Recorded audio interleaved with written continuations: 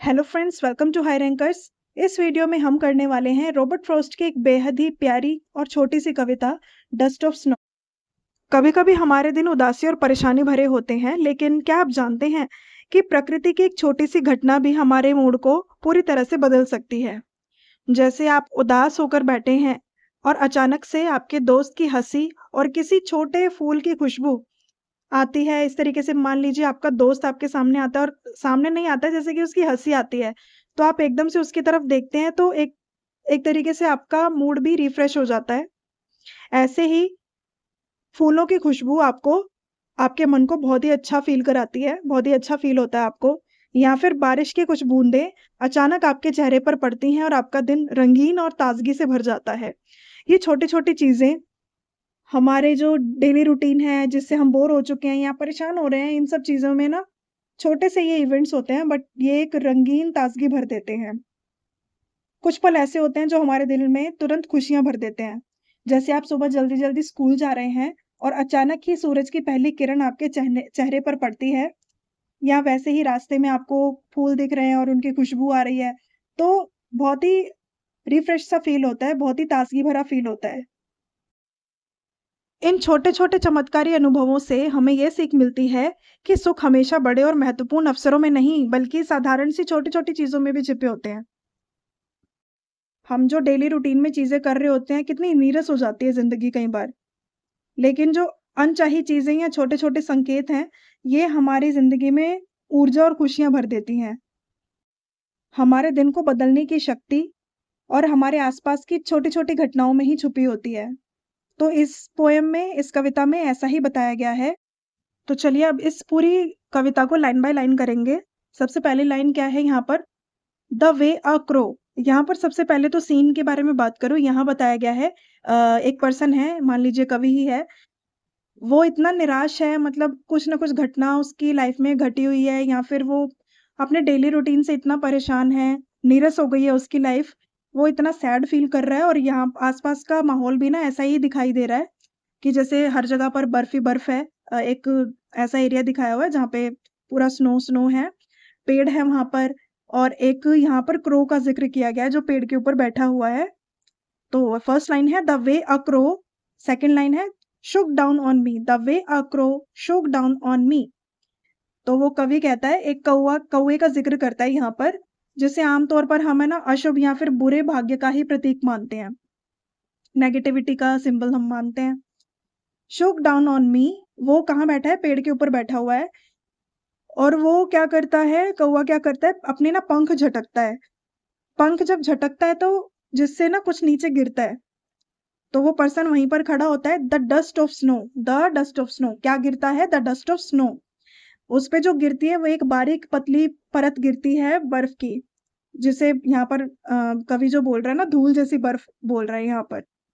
From a hemlock tree, एक hemlock के tree से। हैमलॉक ट्री पर एक ये क्रो बैठा हुआ है।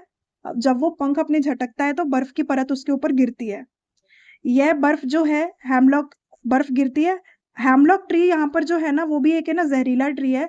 वो भी एक नेगेटिविटी को शो कर रहा है यहाँ पर।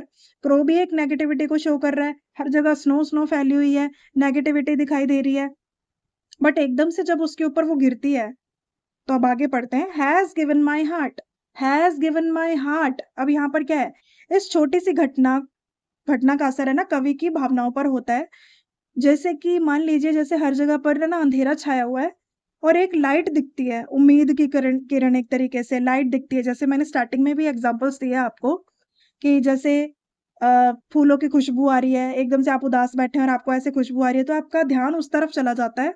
आप अपनी नेगेटिविटी को वहाँ छोड़ देते हो और उस तरफ थोड़ा-सा ध्यान थोड़ी देर के लिए भटक जाता है आपका, मतलब कि दूसरी साइड चला जाता है एक तरीके से। हैज़ गिवन माई हार्ट का मतलब है यहाँ पर उसकी भावनाओं पर असर हुआ है। यहाँ पहले वो उदास सा था, यहाँ पर एकदम से जब वो गिरता है ना तो उसके उसके हाव-भाव थोड़े चेंज होते हैं। अब आगे क्या है? अ चेंज ऑफ मूड, यहाँ पर उसका मूड चेंज होता है। मूड कैसा था उसका? उदास था। अब वो कैसा फ़ील होता है उसको? बहुत ही पहले उसको बहुत ही हैवीपन फ़ील हो रहा होता है, भारीपन। अब जैसे ही वो बर्फ़ थोड़ी-सी गिरती है, उसको थोड़ी-सी खुशी महसूस होती है, हल्का-सा कि थोड़ा-सा पॉज़िटिविटी फ़ील होती है और थोड़ा हल्कापन फ़ील होता है। And saved some part, and save some part, बहुत ही इंपॉर्टेंट लाइन है। एंड सेव सम पार्ट का मतलब क्या है? जैसे कि वो पहले से ही परेशान है वो पर्सन, अब आगे का पार्ट भी उसका सेम ही जाने वाला है, या आगे के आने वाले दिन भी ऐसे ही जाने वाले हैं।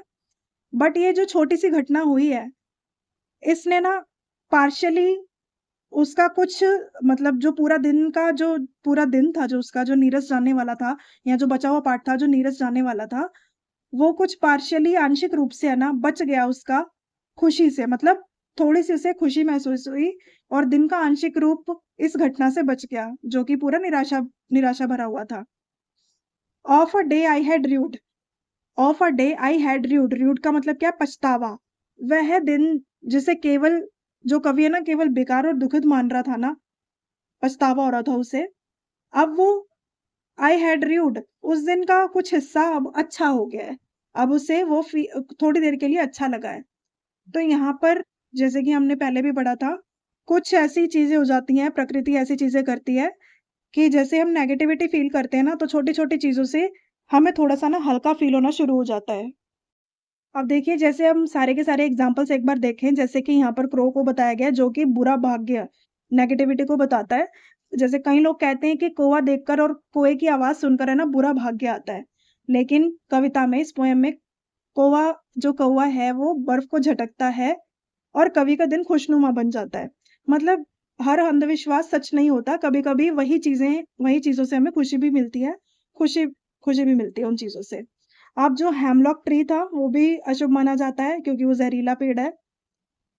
अब वही पेड़ पर वो कौवा बैठा हुआ है, वो क्रो बैठा हुआ है, तो यहाँ पर अब वो जैसे ही बर्फ़ उसके ऊपर गिरती है, तो वो भी एक तरीके से पॉज़िटिव सिंबल बन गया है।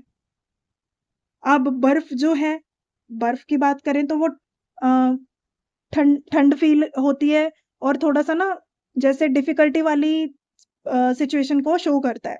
अक्सर लोग जो है बर्फ़ को कठिनाई या ठंड का प्रतीक जैसे मानते हैं और जैसे बर्फ़ गिरती है तो कवि का मन क्या होता है? खुश हो जाता है, मन हल्का हो जाता है।